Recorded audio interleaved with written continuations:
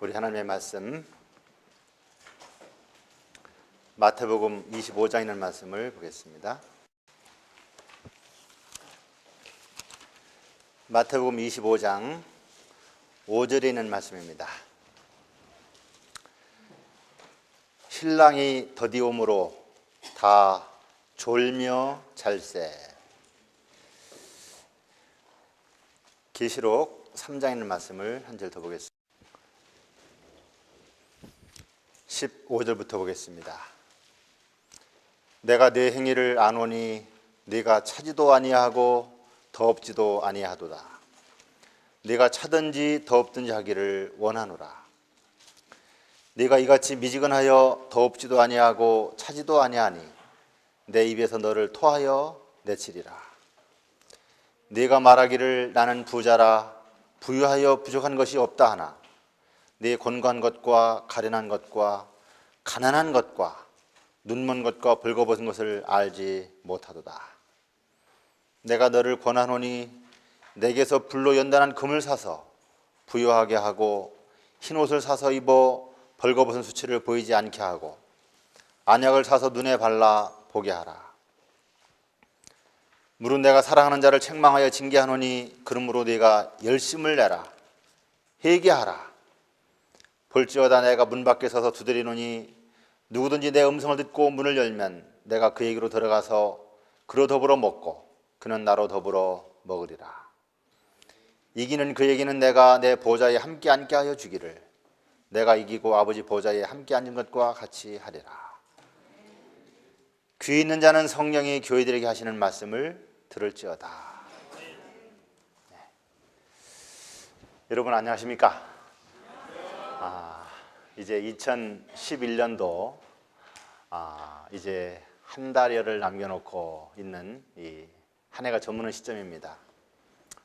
이런 시점에 여러분들 교회와 가정에서 또 많은 바쁜 일들도 계시겠지만 모든 것을 뒤로 하고 이렇게 재림 성회에 참석하신 여러분들을 진심으로 환영을 드립니다. 바라옵기는 이번 성회를 통해서 전에 느끼지 못했고 경험하지 못했던 놀라운 성령의 크신 역사하심이 이 성회 후에 함께 하시게 되기를 간절히 바랍니다. 이번 제목이 뭐죠? 예루살렘아 예루살렘아. 여러분 이 제목이 시사하는 바가 큽니까? 예, 뭐 다 이곳에 참석하신 분들은 이 제목에 대하여 동감하는 바가 다 같으리라 그렇게 생각이 되어집니다. 이 말씀이 언제 누가 하신 말씀입니까? 예? 예수님께서 이제 십자가에 고난을 당하시기 위하여 갈바리로 가시기 전에 이제 나귀를 타시고 입성하셔서 마지막으로 예루살렘을 바라다 보시면서 하신 눈물을 흘리시면서 하신 말씀이죠. 네. 자, 예수님께서 그때 하신 예루살렘아 예루살렘 하신 이 말씀과 지금 현대의 이스라엘 예루살렘 성을 향하여 예루살렘아 예루살렘 하시는 말씀과 좀 다르다고 생각되십니까? 그 제목을 여기다 붙이면 좀 너무 지나치다 생각되십니까? 어떻게 생각되십니까? 지나치지 않으세요. 예. 뭐 생각하시는 바들이 좀 다 다르리라 생각이 되어집니다만 그래도 여기 와 계신 분들은 상당히 지금 우리 장로님께서 말씀하신 것처럼 지나치지 않을 것 같다 하는 그런 생각을 같이 이렇게 동조하리라 생각이 되어지네요.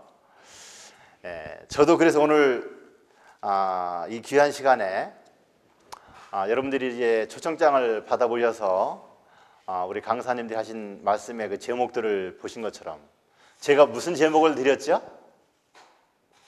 혹시 아시는 분 있으십니까? 제가 산물을 말씀드렸습니다. 산무. 예, 3D 업종이 있죠. 그런데 우리 재림교회에 산무가 있는 것 같아요. 무감각, 무관심, 무반응 이라는 제목으로 이번에 제가 말씀을 드리게 되었습니다. 사실 이런 말씀들을 참 여러 시간에 걸쳐서 말씀을 드려야 좀 이해가 가시고 할 텐데 이 뭐 짧은 한 시간에 몇십 분에 말씀드린다는 것은 쉽지 않지만 그러나 제가 참 오늘날 우리 재림교회의 형편, 모습 이런 것들을 좀 말씀을 좀 드릴까 하는 생각을 합니다. 여러분 제가 지금 2절에 여러분들이 너무나 잘 알고 있는 말씀을 읽어드렸죠. 신랑이 더디오므로 다 졸며 잘세. 졸면서 잤다고 그랬어요. 그런데 몇 사람은 깨어 있었다고 얘기하고 있어요? 그런데 그 말씀해 보면 참 너무 지나친 표현 같아요. 다 졸며 잤다 그랬어요. 다 졸며 잤다. 자, 이 다 졸며 자는 그 열처녀의 모습을 예수님께서 하신 말씀이 바로 누구를 향해서 하신 말씀 같습니까? 지금 우리들, 지금 나를, 지금 우리 남은 교회를 두고 하신 말씀과 일치한다 그렇게 생각이 되어져요. 물론 각 시대도 그런 현상들이 있었지만 특별히 신랑이 이제 문 앞에 이르는 때에 다 졸고 있는 이 남은 교회를 향한 그 모습을 예수님께서는 지적해서 하신 말씀이라 생각이 되어집니다. 신랑이 더디오므로 다 졸며 잘세. 여러분 예수님이 지금 더디오고 계십니까? 벌써 오셨어야 하는데 지금 자꾸 시간이 지연되고 있는 것을 여러분 느끼고 계십니까? 그런데 말씀을 보니까요, 예수님께서 하신 말씀도 하셨지만 연애시대에도 보니까 재림이 지체되고 지체될 것을 많이 말씀하셨더라고요. 네, 많이 지체될 것을 말씀하셨어요. 그래서 재림을 기다리던 무리들이 그냥 지치고 피곤해지고, 그래서 재림을 그냥 이제는 염두에 두지도 않고 무관심해진 그런 모습들을 많이 묘사를 하셨더라고요. 예수님의 재림이 지체됐어요. 그런데 여러분 어떻습니까? 지체되고 지체되었는데 더 지체될 수 없는 상황까지 이제 온 것 같이 생각되십니까? 예. 요즘은 우리 주변에서 온 세계에서 우리 교회 안에서 참 너무나 놀라운 예언들이 성취되고 있죠. 더 이상 지체될 수 없고 더 이상 연장될 수 없는 그런 상황을 우리에게 징조로서 보여주고 있어요. 여러분들의 영안이 열려서 그런 모습들을 많이 보시면서 하나님 앞에 눈물을 흘리시리라 생각이 되어집니다. 여러분 참 지금은 교회 안으로 보나 세상적으로 보나 교황권의 움직임으로 보나 세상에 일어나는 재난들을 보나 정말로 예수님의 재림은 아주 가까이 임박한 것을 우리는 부인할 수 없는 시대에 살고 있습니다. 참으로 이 백성들을 좀 재림의 시선을 돌리고 우리 재림을 맞이하기 위하여 준비하자고 하는 그런 호소를 하고 외치고 하는 그런 종들이 계시지만 좀처럼 바뀌어지지 않고 삶의 변화를 가져오지 않고 신앙의 어떤 가던 길을 돌이키려고 하는 모습들을 전혀 볼 수가 없는 그런 시대를 살고 있어요. 그래서 저는 오늘 드릴 말씀이 무감각, 무관심, 무반응, 바로 오늘날 우리 교회의 모습을 한번 좀 생각해 보자 해서 그렇게 말씀을 제목을 정해봤었습니다. 라오디게아 교회 본문에 보면은 내가 알지 못한다는 말씀하셨어요. 그런데 라오디게아 교회 신자들은 어떤 이야기를 하고 있어요? 나는 부자다. 부유하여 부족한 것이 없다. 부족한 게 없다. 깊은 기만 속에 빠져 있는 거예요. 자신의 모습을 모르는 거예요. 여러분 자신의 모습을 모르는 것은 언제 나타납니까? 자신의 모습을 모를 때는 언제 나타날까요? 혼수 상태에 빠지면 자신의 모습을 몰라요. 그렇죠? 혼수 상태. 또 기절을 하면 몰라요. 또 언제 모를까요? 예, 잠들어 있으면 몰라요. 잠들어 있으면 몰라요. 잠들어 있으면 옆에서 구슬하는지 뭘 하는지 알지 못해요. 지금 이 라오디게아 교회가 이렇게 깊이 잠들어 있기 때문에 자신의 모습을 모르는 거예요. 아픈 환자들도 내가 병자라는 걸 알 때에 치료하려고 하는 건데, 우리가 우리의 모습을 모르고 나의 상태를 전혀 깨닫지 못하는 무감각 상태에 있으니까 치료받으려 하지도 않는 거예요. 그리고 풍요하고 넉넉하고 부족한 게 없으니까 나는 부자라고 얘기하는 거예요. 여러분, 잠자는 게 좋은 겁니까? 나쁜 겁니까? 잠자는 게 좋은 겁니다. 우리가 잠을 못 자면 어떻게 되겠습니까? 죽지요. 죽어요. 그런데 우리 육신의 잠은 참 필요해요. 매일매일 있어야 돼요. 하루라도 잠을 못 자면은 그 사람은 병자예요. 그런데 지금 우리는 영적인 안목으로 볼 때에 지금 어떤 상태에 있는 것입니까? 이제 마지막 전쟁의 한 결투를 놓고서 서로 대치하는 국면에 처해 있는 우리 모습들 아닙니까? 네. 전쟁 국면이에요, 지금 우리가. 네. 이런 전쟁 국면에서 존다고 하면 어떻게 되겠습니까? 잔다고 하면 어떻게 되겠어요? 여러분, 군대 용어의 말입니다. 졸면 죽는다는 말이 있어요. 우리가 잠을 자야 하지만서도 육신으로는 전쟁에서는 졸면 죽는 거예요. 그래서 전투에 실패한 사람은 용서할 수가 있어도 경계에 실패한 사람은 용서할 수 없다는 그런 군사 용어가 있어요. 경계라는 것은 적이 어떻게 오는지, 적의 동향이 어떤지 늘 살피면서 자기 부대들을 항상 지키고 보호하면서 대비하도록 하는 그런 경계의 의무인데, 이런 데서 적을 살피지 않고 적이 오는 것을 주시하지 않고 존다고 하면 몰살하는 거예요. 다 죽는 거예요. 이제 우리가 영적인 대쟁투를 6천년 역사 이래 이러한 대쟁투가 없는 그런 전무후무한 그런 싸움을 눈앞에 두고서 지금 하나님의 백성들이 너무 졸고 있는 거예요. 깊이 잠들어 있어요. 무감각한 상태예요. 그렇기 때문에 하나님께서는 이 백성들을 깨우기 위해서 조금의 시간을 지금 계속 연장하시는 것 같습니다. 그래서 이러한 때에 하나님께서는 이 교회를 향하여 예루살렘아 예루살렘아라는 이런 제목으로 이런 집회도 하는 것 같습니다. 여러분, 잘 오셨습니다. 이번 기간 동안 우리 세우신 주님의 목사님들 또 강사님들을 통해서 여러분들의 마음에 깊은 각성과 여러분이 영적인 잠에서 완전히 깨어나는 그러한 축복의 기회가 되기를 간절히 바랍니다.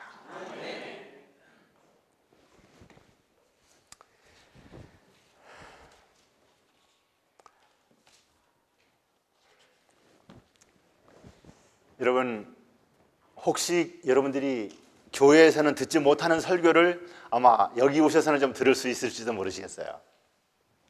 이런 말씀이 있습니다. 선지자왕 625, 626페이지에 오늘날의 많은 설교 중에는 양심을 일깨워주고 영혼의 생기를 가져다주는 거룩한 표시가 없다. 청중들은 길에서 우리에게 말씀하시고 우리에게 성경을 풀어주실 때에 우리 속에서 마음이 뜨겁지 아니하더냐라고 말할 수 없다. 오늘날 우리 교단의 설교단에서 양심을 일깨워주고 영혼에게 생기를 주는 그런 기별이 없음으로 인해서 백성들이 더 깊이 잠들고 있다, 그렇게 말씀하고 있어요. 살아계신 하나님을 위하여 부르짖고 하나님의 임재를 갈망하는 사람들이 많이 있다. 하나님의 말씀으로 마음에 말하게 하고 유전과 인간의 이론과 금은만을 들어온 자들로 하여금 영혼을 새롭게 하여 영생을 얻게 할 수 있는 하나님의 음성을 듣게 하라. 여러분, 이곳에서 이번 기간 동안 하나님의 음성을 확실하게 들으시게 되기를 바랍니다. 그리고 앞으로 이런 집회가 계속될 때 여러분 할 수 있는 대로 모든 것을 뒤로 하고 참석하십시오. 하나님의 종들이 기도드리면서 준비한 집회들이에요. 기도드리면서 말씀을 준비했어요. 네, 들으셔야 합니다. 그리고 우리 이장로님께서 지금 계속 이렇게 녹화를 하고 계신데 이런 CD를 좀 구입해서 많이 보고하세요. 네. 그래서 함께 참선을 못했다 할지라도 말씀으로 함께 은혜를 받고 깨우침을 입도록 여러분들이 힘써야 합니다. 네.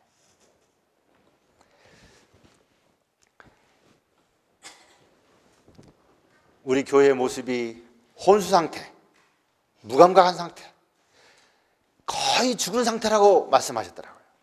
그리고 멍한 상태라고 그렇게 얘기했어요. 참 이건 안타까운 얘기 아닐 수가 없어요. 그런데 어떻게 이렇게 강한 표현을 쓰셨을까 했는데 저는 요즘 들어서 시간이 지나면 지날수록 우리의 모습이 바로 그러한 모습으로 완전히 바뀌어가고 있구나 하는 것을 느끼고 있어요.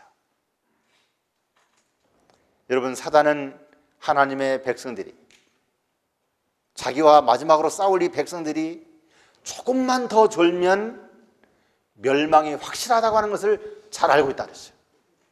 그래서 그는 이 교회를 깨우지 않기 위해서 살금살금 조용조용히 자기의 준비를 갖추면서 자기의 목적을 향해서 만발의 준비를 진행하고 있다고 그렇게 말씀하고 있어요. 이 백성들을 깨우지 않기 위해서. 왜요? 조금만 더 졸면 멸망이 확실하다는 거예요. 증언보감에 말씀했어요. 이 교회는 지금 혼수 상태라고 그랬어요. 지금 적이 우리를 어떻게 지금 공격해 오는지, 내가 지금 적에게 이렇게 뭐 수갑이 채워져 있고 족쇄가 채워져 있는지도 모르는 그런 상태라고 그렇게 말씀하고 있어요. 여러분, 참 우리가 주의를 기울여야 할 때입니다. 참으로 각성하지 않으면 안 될 때예요. 여러분, 영원히 우리에게 다가오고 있습니다. 우리가 조금만 더 졸면 우리는 영혼을 잃어버릴 수 있는 그러한 운명이 처할 수도 있어요. 인류의 운명이 우리의 손아귀에 달려있어요. 그런데도 우리 자신도 지금 자신의 영혼도 준비하지 못하고 한다면 어떡하겠습니까? 하나님은 이 교회를 향하여 강렬한 호소를 하고 계십니다. 일어나라고, 이제 그만 깨라고, 나와 함께 이 마지막 지상의 역사를 마무리하자고 우리에게 지금 흔들고 계시는 것을 여러분 들으셔야 합니다.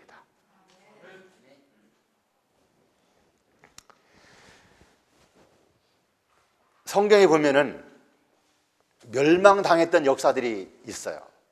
언제 멸망당한 일이 있었습니까? 노홍수 때, 노홍수 때 처절한 멸망을 당했죠. 겨우 8명 노아의 가족만 방주에 들어가고 모두 멸망을 당했어요. 참, 어떻게 성경이 참 6장에서 말이죠. 6장에서 이 인류 역사의 시작에서 그런 엄청난 사건을 딱 그렇게 있게 하나님께서 하신 것은 아닙니다만 그런 일이 있었고 그것을 성경에 기록하셨는지 참 놀라운 일이에요. 어떻게 그런 일이 있었을까? 불과 타락한 한 1500년의 역사가 흐른 후에 8명만 남겨놓고 모두 멸망당하는 그런 슬픈 역사가 있었을까? 여러분, 노아 당시 사람들은 참 지혜가 많았던 사람들이에요. 우리보다 건강이 20배가 더 특출했던 사람들이에요. 네. 그리고 그 당시에는 참 풍요하고 부족한 것이 없던 시대예요. 에녹과 같은 훌륭한 하나님의 종들이 참 그들에게 계속해서 기별을 전해줬던 시대예요.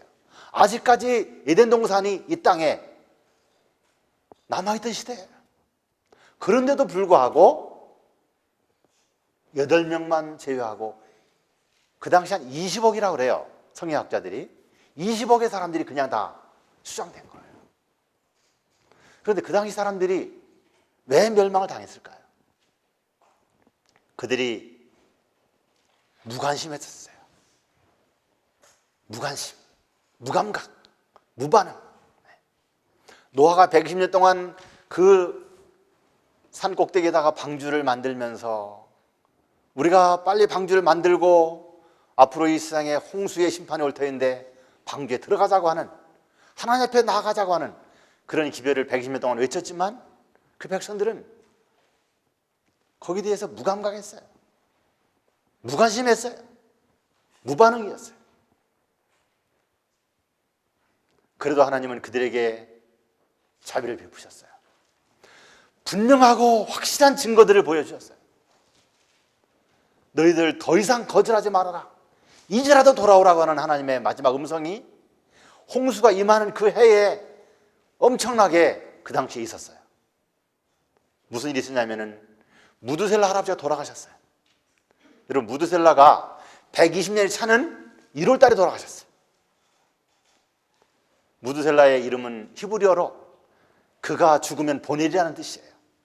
무드셀라가 죽는 해에 심판이 온다는, 홍수가 온다고 하는 이름이 그 무드셀라의 이름이었어요. 가장 연세가 많으신 969세의 노인이 바로 120년이 차는 그 해 1월 달에 돌아가셨어요. 그러면 사람들이 좀 생각을 해봐야 되지 않겠습니까? 자, 기다리고 기다리던 120년이 딱 차는 해가 바뀌자마자 무드셀라 할아버지가 돌아가셨어요. 그럼 한번 생각해 봐야 되겠지 않습니까?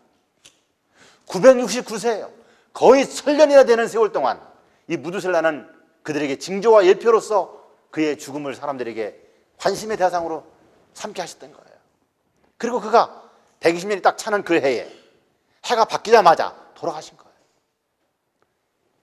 회개하라는 거예요.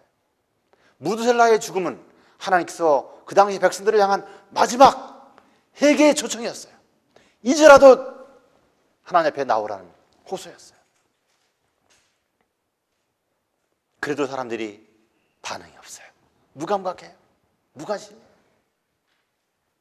드디어 어떤 일이 났어요? 짐승들과 새들이 또 들어갔어요. 네. 방주도 다 만들어졌고요. 120년이 다 찼고요. 무드셀라 할아버지도 돌아가셨고요. 짐승과 새들이 일주일 동안 그 방주 안으로 아주 사이좋게, 사나운 짐승이나 순한 짐승이나 할 것 없이 사이좋게 들어가는 모습을 보면서 사람들은 깜짝 놀랐어요. 깜짝 놀랬고 마음에 큰 격동을 일으켰지만 그들이 방주 안에까지 들어가는 일은 하지 못했다 그랬어요. 그들이 계속해서 하나님의 성령의 음성을 거절해왔기 때문에, 성령의 인도하심을 거절하고 순종하지 않았기 때문에 하나님의 마지막 큰 음성이 그들에게 호소하였지만 그들은 그것마저도 거절했다는 거예요. 왜 이렇게 무관심하고 왜 이렇게 반응이 없고 왜 이렇게 무감각합니까? 그들이 죽은 원인은 무감각, 무관심, 무반응이었어요. 반응을 보였으면 살 거 아닙니까? 미친 척하고 한번 들어가면 되지 않겠어요? 그런데 들어가지 못한 거예요. 각 시대마다 이렇게 멸망의 원인은 무감각이었어요. 무관심이었어요. 무반응이었어요.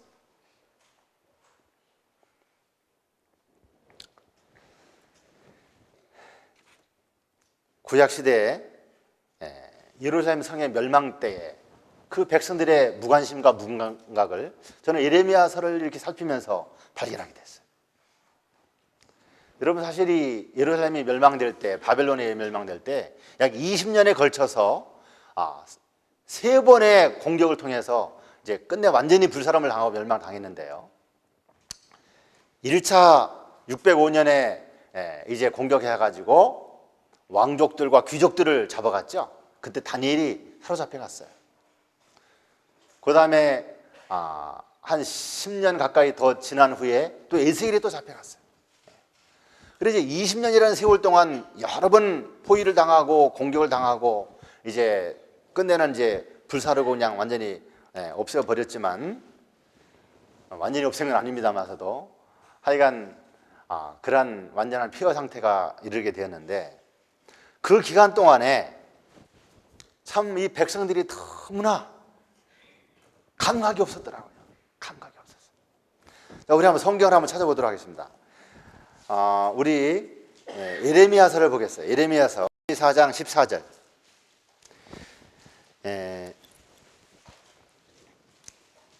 너희 형제 히브리 사람이 네게 팔렸거든 7년 만에 너희는 각기 놓으라. 그가 6년을 너를 섬겼은즉 그를 놓아 자유케 할지니라 하였으나 너희 선조가 나를 듣지 아니하며 귀를 기울이지도 아니하였느니라. 그러나 너희는 이제 돌이켜 내 목전에 정당히 행하여 각기 이웃에게 자유를 선언하되 내 이름으로 일컬음을 받는 집에서 내 앞에서 언약을 세웠거늘 너희가 뜻을 변하여 내 이름을 더럽히고 각기 너와 그들의 마음대로 자유케 했던 노비를 끌어다가 다시 너희에게 복종시켜서 너희 노비를 삼았도다. 그러나 나 여호와가 이같이 말하노라. 너희가 나를 듣지 아니하고 각기 형제와 이웃에게 자유를 선언하는 것을 실행치 아니하였은즉 내가 너희에게 자유를 선언하여 너희를 칼과 연병과 기근에 붙이리라. 나 여호와의 말이니라. 내가 너희를 세계 열방 중에 흩어지게 할 것이며. 자, 여기에 보면은 노비들을 종이에요. 그러니까 종. 이 히브리 사람들 그 한 동족들은 이렇게 종으로 삼았다 할지라도 7년이면 각기 집으로 돌아가게끔 돌아가게 그렇게 제도를 만들어 주셨어요. 그런데 이 백성들이 하나님의 말씀을 거역하고 그대로 하지 않는 거예요. 그래서 계속해서 그냥 붙들고 그냥 자기 일만 시키고 종 삼는 거예요. 그래서 하나님께서는 너희들 회개하라. 내 말을 들으라. 노비들 다 놔주라. 내가 너에게 이야기한 대로 그대로 순종하라 그렇게 얘기했어요. 그러면서 너희들이 끝내 그런 일들을 계속하면은 너희들은 멸망당할 것이라는 것을 계속해서 선지자를 통해서 말씀을 했어요. 그래도 그들이 그 말씀을 듣고서는 정말 우리가 이러다가는 안 되겠다 해가지고 이제 노비를 다 풀러놨어요. 그런데 풀러놓는데 그때가 언제냐면은 바벨론에 의하여 이렇게 포위되고 멸망이 이제 가까이 온 것처럼 보이니까 풀어준 거예요. 그런데 자 보십시오. 37장을 한번 보겠어요. 37장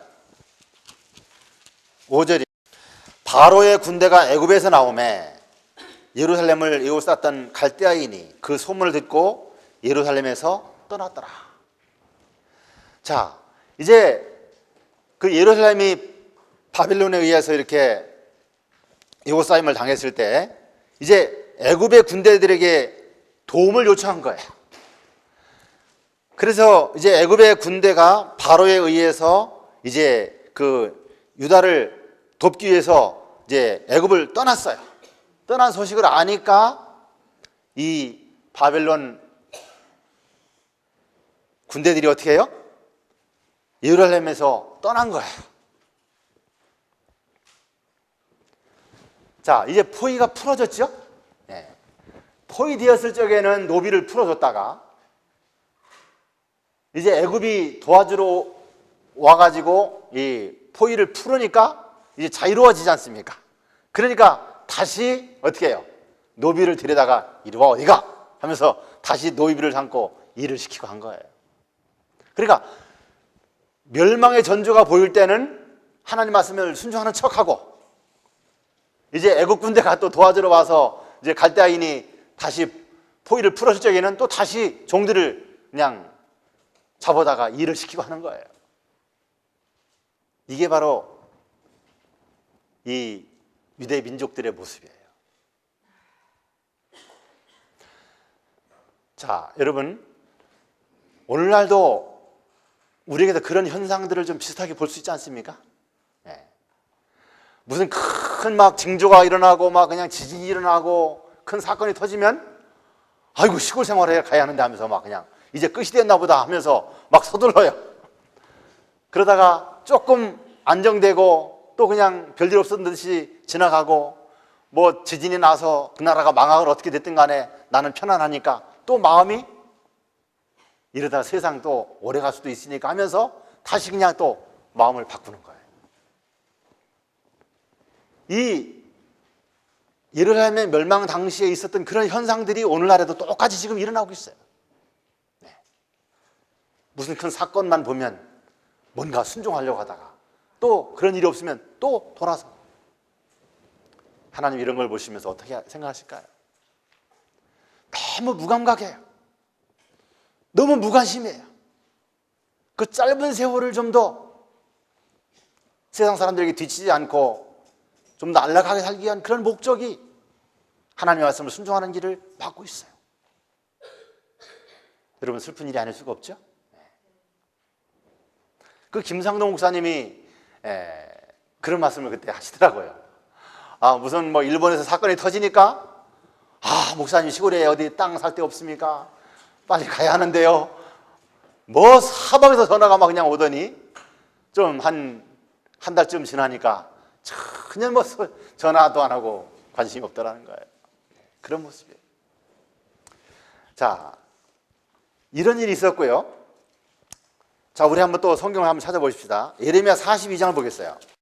이 예루살렘 성이 불타고 이제 거의 모든 사람들이 사로잡혀가고 죽임을 당하고 이제 이 유대 나라에는 참 몇몇 사람들만, 소수의 무리만 그 땅을 지키게 이렇게 놔뒀어요. 예레미야와 함께. 그런데 이 남아있는 사람들, 죽음을 당치 않고 사로잡혀가지 않은 이 남아있는 무리들이 정말 회개하면서 그 나라를 지키기 위해서 노력을 해야 하는데 그들이 무엇을 사모하느냐? 애굽으로 가기를 원하는 거예요.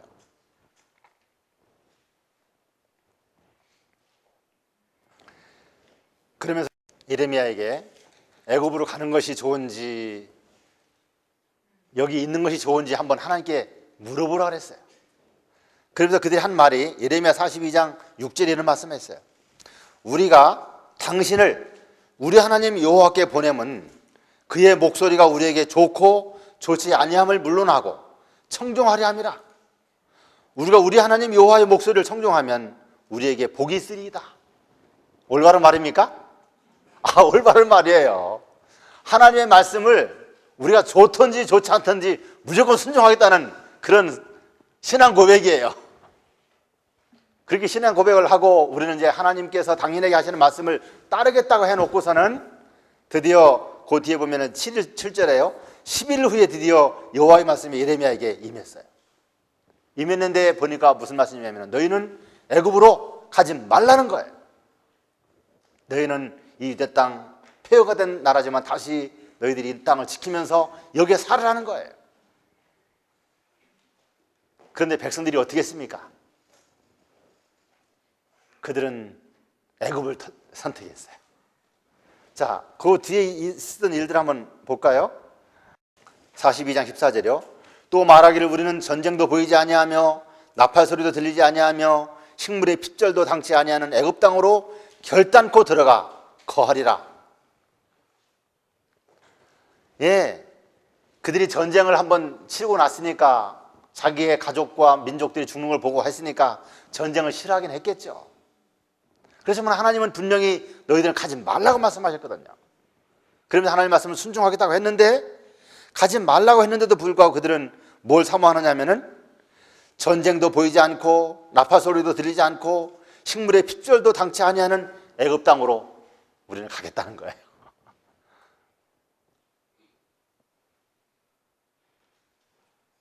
그들은 애굽으로 갔어요. 그리고 멸망당했어요.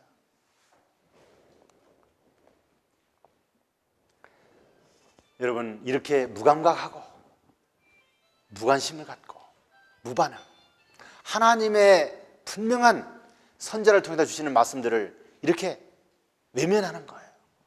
자기의 일시적인 안락과 일시적인 평안함과 세상이 주는 풍요를 구하는 마음을 가지고 이렇게 하나님의 말씀에 그 경고에 무감각하고 무관심하고 무반응을 보이는 거예요. 그래서 그들은 애굽에서 다 죽었어요.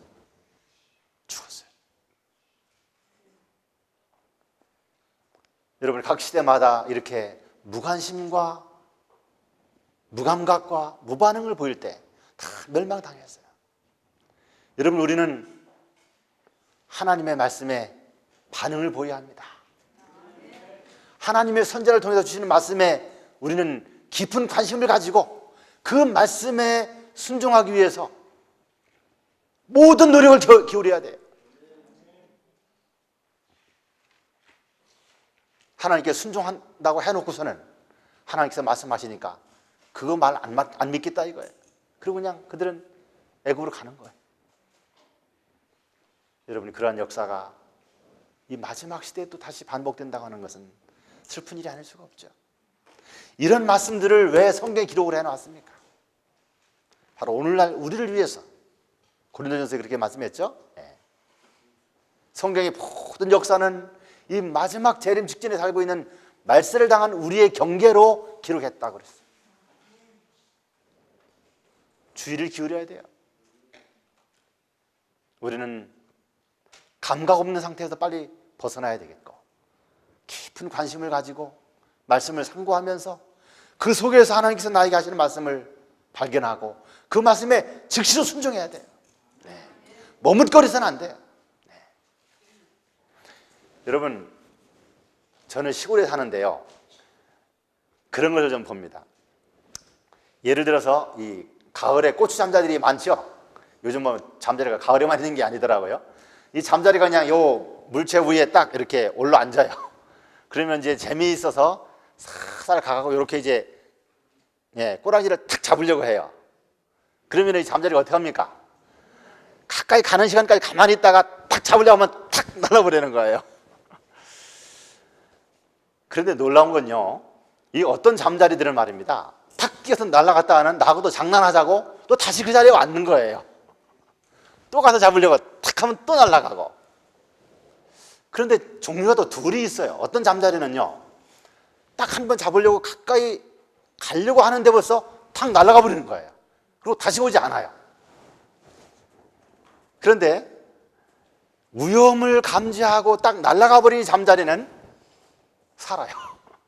그런데 나하고 장난하자고 하면서 한번 딱 탈출했다가 다시 또 와서 앉고 또 탈출하고 또 와서 앉고 하는 그 잠자리는 잡히는 거예요.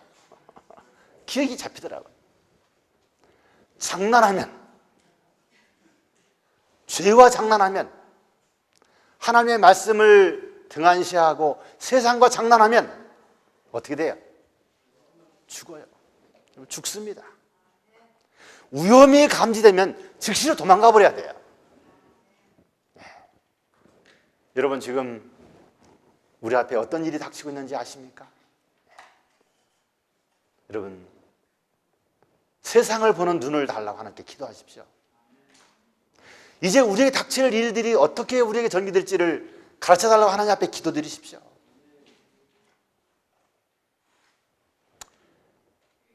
여러분, 미국에서요 있었던 일인데, 제가 이제 전화를 종종 미국에 계신 집사님한테 받았는데, 하루는 나한테 이 자기가 살고 있는 집을 좀 팔게 해달라는 거예요. 몇 달 전에 전화를 받았어요.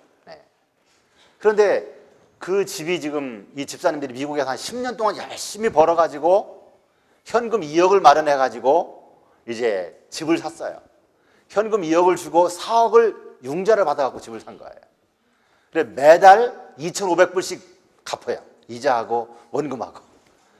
그래서 10년을 갚았는데 2억을 또 갚았어요. 그럼 얼마 갚은 겁니까? 4억을 갚았죠. 이제 나머지 2억만 갚으면 내 집이 되는 거예요. 그런데 2008년, 9년 미국 경제 공황이 닥쳤고 점점 어려워지면서 이분들이 수입은 줄어들고 그래도 좀 모아놨던 작은 돈들이 있는데 그걸 가지고 수입 갚아서 그냥 매달 2,500불씩 갚았는데 점점 어려워지니까 갚을 수가 없는 거예요. 매달 갚아야 하니까요. 그래서 지금 팔으려고 내놨어요. 6억짜리 갖다가 5억에 팔려고 내놨어요. 안 팔려요. 거들떠 보지도 않아요. 4억에 팔으려고 내놨어요. 또 반값에 내놨어요. 3억에. 그래서 3억도 사러 오는 사람이 없는 거예요. 그래서 저한테 3억에 팔으면 1억이 남는데 4억을 투자해갖고 4억을 갚고 1억밖에 못 건지는데 1억이라도 건지게 해달라고 기도를 해달라고 하는 거예요.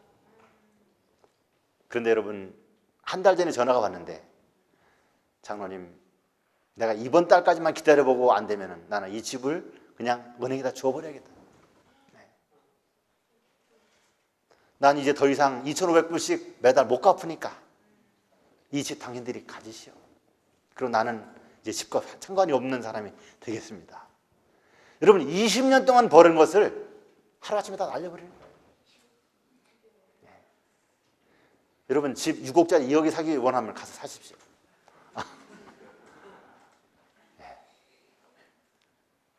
여러분, 이것이 미국에서만 있는 일은 아니라 생각이 되십니다. 한국에서도 똑같은 일들이, 거의 비슷한 일들이 여러 번 반복됐지만 지나오고 지나왔어요. 갈대아인들이 예루살렘을 포위했다가 풀고 포위했다가 풀고 하면서 이제 백성들의 마음이 무뎌지고 무감각해진 것 같이 이 백성들이 오늘날 무감각해지고 무관심해지고 이제 반응을 보이지 않는 사람이 되었어요. 어떤 큰 경제 위기와 어떤 사건이 닥쳐도 이런 일 조금 있다가 말겠지 하는 그런 상태로 바뀐 거예요. 여러분, 이러한 때에, 이런 위험의 전조가 우리에게 보일 때에 어떻게 해야 되겠습니까? 하나님께서 우리에게 대도시를 떠나서, 소도시를 떠나서 궁벽한 시골로 가서 마지막 때를 준비하라고 그랬지 않습니까? 나와 우리의 자녀의 구원을 위해서 준비하라고 말씀했지 않습니까? 네. 다가오는 어떤 값에도 살 수 없는, 매매할 수 없는 그때를 위해서 준비하라고 말씀했지 않습니까? 준비해야죠. 여러분, 즉시 순종해야 합니다. 너무 늦었어요. 여러분, 시골에 와서 땅 사고 집 하나 짓는 것도요, 상당한 시간이 걸립니다. 때로는 힘들어요.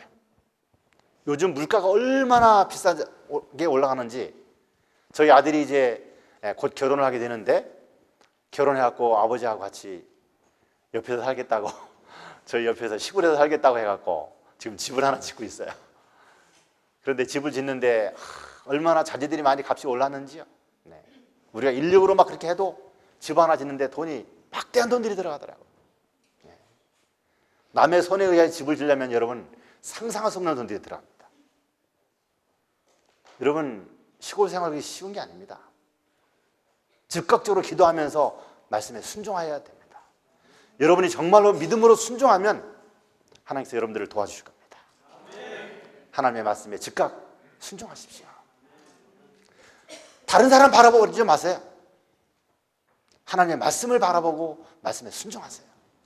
즉각 순종하면 축복이 임할 겁니다.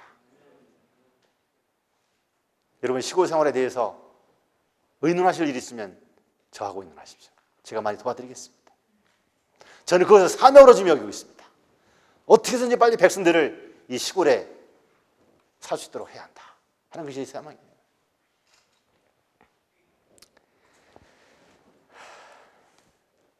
여러분, 노아 시대의 무감각이나 예루살렘 성의 멸망 당시의 그 무감각이나 예수님이 초림할 때의 무감각은 또 어떻습니까?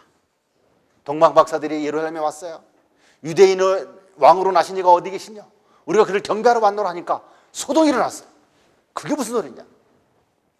그러나 벌써 대제사장과 장로들은 이미 베들레헴에서 목자들에게 천사가 나타났다는 이야기를 들었고 메시아가 탄생했다는 얘기를 들었어요. 그리고 이방 나라의 동방 박사들이 딱 와서 그 왕께 경배하러 왔다고 하니까 여러분, 그때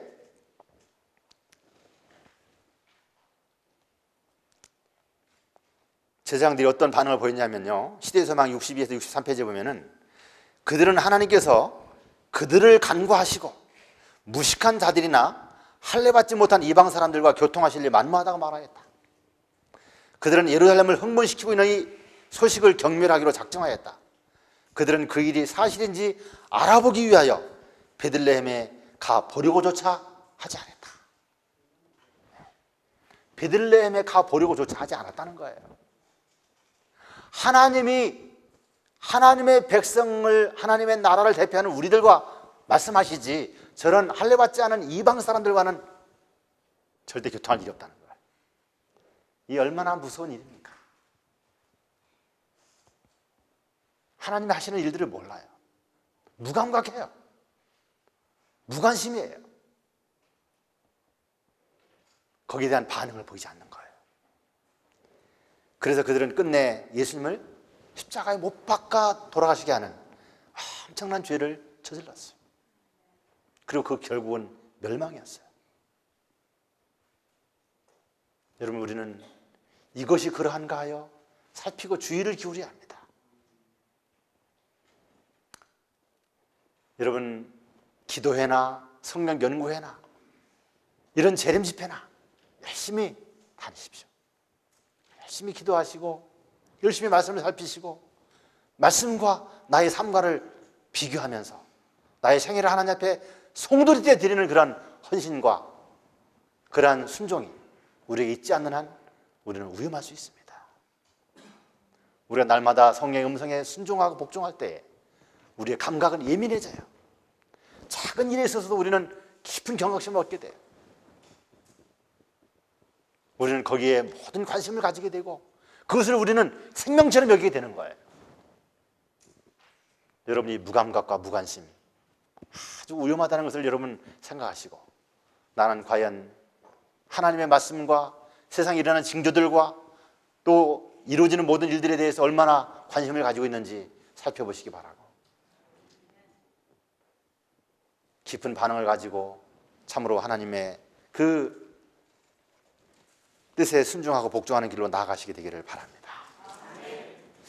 제가 요즘 계속 이렇게 성경 연구 모임을 좀 하고 있었어요. 그런데 어느 날 제가 이제 성경 연구에서 사도행전 3장 19절에 나오는 회개하고 돌이켜 죄 없이함을 받으라는 말씀을 제가 좀 이렇게 가르치게 되었었어요. 저는 이렇게 재림 집회에서 뭐 다른 분들이 하기 때문에 이런 뭐 믿음으로 말하는 의인이 뭐 거듭남인 회개에 대해서 말씀을 안 드리는데요. 우리가 죄 없이함을 받기 위해서는 어떻게 하는가 하는 것을 쭉 말씀을 드렸어요. 우리가 죄 없이함을 받아야만이 유쾌하게 되는 날, 바로 늦은 비를 받게 될 것이라는 것을 말씀을 드렸어요. 그러면서 우리가 죄 없이함을 받는 게 무엇이냐? 우리의 생애가 하나님의 율법과 조화를 이루는 삶을 살아야 한다. 하나님의 율법에 온전히 순종하는 생애를 살아야 하는데 그 율법을 순종하는 것이란 우리의 삶에서 율법을 범하는 모든 행위들을 그치야 한다. 죄를 완전히 버려야 하고 돌아서야 하고 죄와 상관없는 생애를 살아야 한다는 그런 말씀을 드렸어요. 죄를 증오하고 참으로 죄를 미워하고 죄에서 완전히 돌아서는 경험과 함께 그래서 그런 삶을 계속 지속해 나갈 때 우리는 이제 우리의 삶이 자신도 모르게 하나님의 율법과 조화된 삶이 우리들의 생애 속에 나타난다는 것을 쭉 말씀을 드렸어요. 그래서 상당히 관심을 많이 보이시는 것 같더라고요, 그분이. 그런데 제가 이제 그 하나님의 율법과 13만천의 책을 그분에게 드렸어요. 그래서 그분이 이제 어느 날 이제 그 책을 읽다가 이런 말씀을 읽었다는 거예요. 예수님은 우리에게 모본이 되시기 위해서 이 땅에 오셨는데 또 우리에게 흠없는 제물이 되기 위해서 오셨고 우리를 죄의 값을 지불하시고 우리를 죄에서 대속하시기 위해서 오셨는데 예수님은 33년 동안을 계속적인 사단의 유혹을 받고 시험을 받고 그런 아주 어려움 속에서 그렇게 예수님은 모든 죄의 세력들을 대항하면서 살아오셨는데 예수님이 이 땅에 오신 것 자체가 영원히 하늘을 잃어버릴 위험을 갖고 이 땅에 오셨다는 거예요. 그리고 우리가 똑같은 육신의 몸을 쓰신 가운데서 우리에게 완전한 모본이 되는 하나님의 말씀에 온전히 순종하는 삶을 통해서 모본이 되는 삶을 사셔야겠고 그렇게 됨으로 말미암아 흠없는 제물이 되셔서 예수님은 우리의 죄를 위한 대속 제물이 되실 수 있는 자격을 갖추게 된다는 것. 그래서 예수님이 만일에 자신이 범죄하면은 예수님 자신을 위해서는 구세주가 없는 거예요. 또 아버지께로 돌아갈 수도 없고 영원히 하늘의 위치를 잃어버릴 그런 위험을 무릅쓰고 이 땅에 오셔서 우리가 똑같은 위치에서 그 처절한 죄를 이기는 생애를 사셨다는 거예요. 그래 그런 것을 쭉 읽으면서 생각하기를 예수님은 나를 구원하기 위해서 이렇게 힘들고 어려운 그 무서운 사단의 공격을 33년 동안 당하시면서도 신성의 능력을 전혀 사용하지 아니하시고 온전히 육신으로 아버지 하나님을 의지하면서 그 모든 악의 유혹과 세력들을 대항해서 이기셨는데 그 수고와 그 노력과 그 삶이 얼마나 힘드셨을까. 그런데 나는 이렇게 상황 따라서 범죄하면서 이렇게 타협하면서 살아가서 되겠는가. 그 나의 주님을 생각할 때 나의 생애는 너무나 하나님 앞에 더럽고 누추한 생애를 살고 있다. 이제 나는 이런 길에서 돌아서야겠다. 이제 나는 우리 주님을 다시 바라봐야 되겠고 다시 주님을 사랑해야겠고 주님이 가신 그 길을 나도 가야겠다고 하는 그런 마음의 결심을 하신 거예요. 성령께서 그의 마음에 깊은 감동과 함께 깨우침을 주셨어요. 그런데 여러분, 그러한 감동과 그러한 깨우침이 올 때에 어떻게 해야 되겠어요? 반응을 보여야 되는 거예요. 주님, 감사합니다. 나는 이제 이 길을 가겠습니다. 그리고 즉시 그는 모든 나만 알던 죄, 나만 알고 짓던 죄들을 그는 깊이 회개하면서 죄를 완전히 주님 앞에 내려놓고 끊어버렸다는 거예요. 그리고 말씀에 순종하는 길로 나가니까 얼마나 마음이 기쁘고 편안한지. 그리고 나는 이제 나의 남은 생에 온전히 진리와 주님만을 위해서 나의 생애를 살겠다 하는 그런 결심을 표명하시더라고요. 여러분, 우리도 이러한 반응을 보이는 자들이 돌아가십시다. 네. 우리에게 빛이 이르고 우리에게 말씀이 올 때에 여러분 저항하지 마십시오. 여러분 무관심하지 마십시오. 안 들은 척하지 마십시오. 여러분, 그것은 남이 할 일이 아니고 바로 내가 할 일이에요. 내가 순종해야 돼요. 여러분, 우리는 이제 무감각을 벗어버리도록 합시다. 관심을 떨쳐버립시다. 이제 반응 없이 마음대로 살던 것을 떨쳐버리고 예민한 반응을 보이면서 주님 말씀하십시오, 제가 따르겠나이다 하면서 주님의 말씀에 순종하는 삶, 모든 일에 순종하는 삶을 통해서 참으로 이 시대에 우리가 살아남는 하나님의 성도들, 다가올 마지막 대쟁투에서 하나님 편에 서서 싸움을 싸우고 승리하는 성도들로 주님 되시는 우리 모두들이 다 되시게 되기를 바라면서 이번 집회를 통해서 그러한 경험들을 여러분 모두 하시게 되기를 바라면서 말씀을 마치도록 하겠습니다.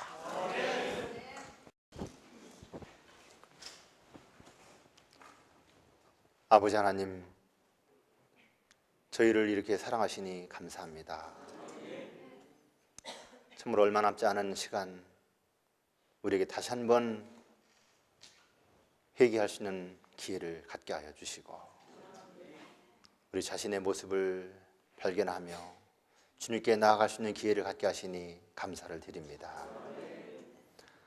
아버지여, 이번 기간 동안 저희와 함께 하여 주시고 저희들의 심령에 깊은 각성과 감동과 주님의 음성에 온전히 굴복하는 시간 될 수 있도록 축복해 주시옵소서.